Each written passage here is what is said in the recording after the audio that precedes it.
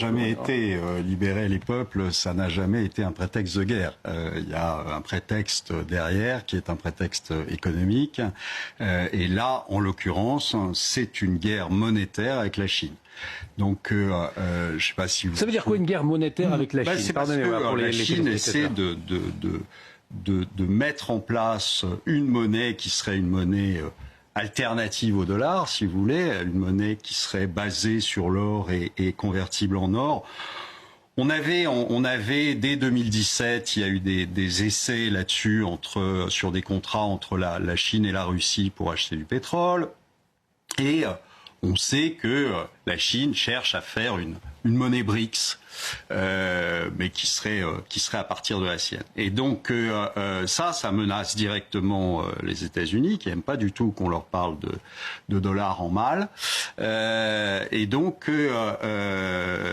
ils essaient d'intervenir. Sauf que vous avez la carte joker de la Chine, qui sont les terres rares et les minéraux rares. Et ça, ils ont un quasi-monopole, c'est à 90%, donc quasi-monopole. Et qu'est-ce qui se passe? Alors souvenez-vous de cette petite histoire qui était assez amusante, qui était quand au premier mandat de Trump, Trump avait déclaré qu'il allait interdire la licence Android à Huawei. Le fabricant de téléphones chinois.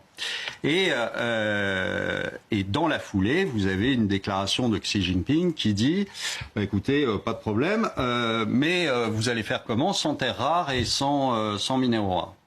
Et là, tout de suite, Trump fait 3 pas en arrière en disant écoutez, non, c'était une blague mauvaise, mais c'était une blague, donc vous continuerez à avoir votre licence. Et on a vu qu'il pouvait rien faire.